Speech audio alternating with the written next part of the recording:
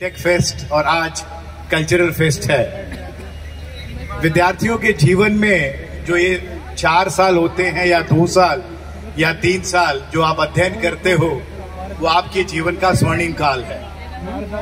जब मैं इंजीनियरिंग में था, बहुत दूर नहीं, यहीं पर IIT रुड़की में जब मैं बीटेक कर रहा था, तो मुझे वो दिन आज भी याद आते हैं, क्योंकि उसके बाद शायद उतने अच्छे दिन दोबारा नहीं मिले।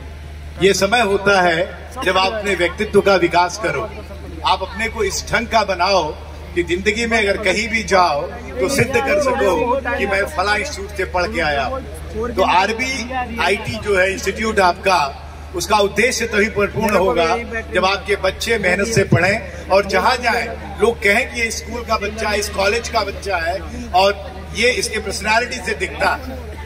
क्या जरूरत है, 2-4 बातें मैं आपसे करूंगा। भारत आप जैसा जानते हैं 135 करोड़ जनसंख्या का एक देश है। इतना बड़ा देश आगे कैसे जाएगा? हमारे प्रधानमंत्री, हमारे मुख्यमंत्री, हमारे सारे नेता ये कोशिश करते हैं कि देश आगे जाए, लेकिन उसके लिए जो मेहनत करनी है वो कैसे करनी है हमें सीखना होगा। 135 करोड़ में से 65 करोड़ युवा है।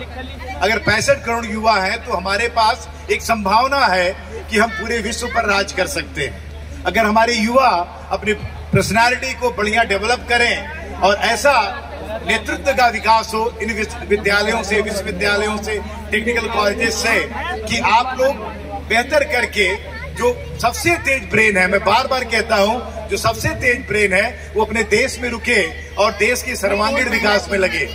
जो मीडियाकर ब्रेन है वो पूरे विश्व में फैल जाए और पूरे यूरोप, अमेरिका, जहां जाइए, सिलिकॉन वैली की बात करिए, हर जगह हमारा टैलेंट दिखना चाहिए। कैसे करें? इसके लिए आपने कलाम साहब का नाम सुना, इस यूनिवर्सिटी का नाम भी APJ अब्दुल कलाम साहब के नाम से है। कलाम साहब ने एक सपना देखा था कि 2020 तक भारत विश्व गुरु होगा, India will be one of the most developed nation in the world. लेकिन आज 2022 में जब हम खड़े हैं तो हम ये देखते हैं कि अभी भी हम one of the most developed nation नहीं है। We are struggling to be developed nation. कैसे आगे ले जाए, इस पर R.A. माशेलकर साहब का एक बहुत फेमस पंचशील है, जिसको मैं बताना चाहूंगा बच्चों को। आज 2001 साइंस कांग्रेस में पुणे में माशेलकर साहब ने कहा था कि अगर भारत को विश्व गुरु बनना है तो मुझे पंचशील, 21वीं सदी के पंचशील के बारे में जानना होगा। वो पंचशील क्या है? उसका पहला पॉइंट है स्टूडेंट सेंट्रिक एजुकेशन। शिक्षा विद्यार्थी केंद्रित होनी चाहिए। शिक्षा ऐसी हो जहां विद्यार्थियों के व्यक्तित्व का सर्वांगीण विकास हो, न कि केवल रट के पढ़ाई कर लिया जाए। जब तक आपका व्यक्तित्व का विकास नहीं होगा, वो कैसे होगा? जब आपके शिक्षक क्लास में अच्छा शिक्षा दे और हमारे जैसे लोग ऐसा वातावरण सृजित करें कि बेहतर शिक्षा हो। दूसरा पॉइंट है वुमन सेंटर्ड फैमिली।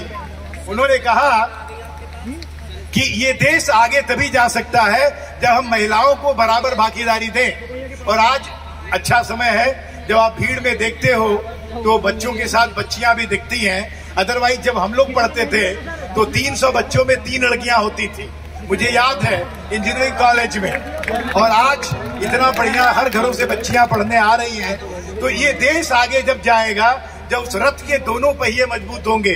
अगर एक पहिया पुरुष है तो दूसरी पहिया महिला है, तो महिला को भी बराबर हिस्सेदारी दीजिए। और आप देखिए, इंदिरा नूई हो चाहे कोई हो, किरण शाह मजूमदार हो, उन्होंने प्रूफ किया है कि विश्व में महिलाओं को अगर समय दिया जाए तो वो आगे जा सकती हैं। तीसरा कहते हैं नॉलेज सेंटर्ड सोसाइटी। ये समाज ज्ञान परक होना चाहिए। जब तक समाज में ज्ञान का विस्तार नहीं होगा तब तक ये समाज आगे नहीं जाएगा। ये समाज अभी भी अगर आप देखें तो ज्यादातर या तो धन परक है या माफिया परक है, लेकिन हमें ऐसा समाज बनाना होगा जहां ज्ञान का सम्मान हो। और उसके बाद नेक्स्ट आता है, चौथे पे कहते हैं ह्यूमन सेंटर डेवलपमेंट। विकास मानव परक हो। जब तक हर हाथ को काम नहीं मिलेगा तब तक देश आगे नहीं जाएगा। हम सबको शिक्षा दे लेते हैं लेकिन सबको काम नहीं देंगे।